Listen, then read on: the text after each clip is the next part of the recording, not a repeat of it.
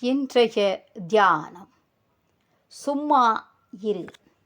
சும்மா இருப்பதுவே சுட்டற்ற பூரணம் என்று எம்மால் அறிதற்கு எளிதோ பராபரமே.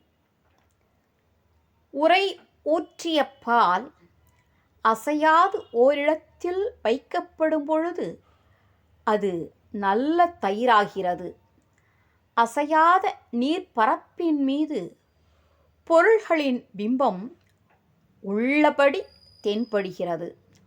ஆசை என்னும் காற்றில் அசையாத மனது உள்ளிருக்கும் ஒன்பொருளை தெரிந்து கொள்ள தகுதி உடையது ஆகிறது. சும்மா இருக்கும் அளவு அது சுக சொரூபம் ஆகிறது.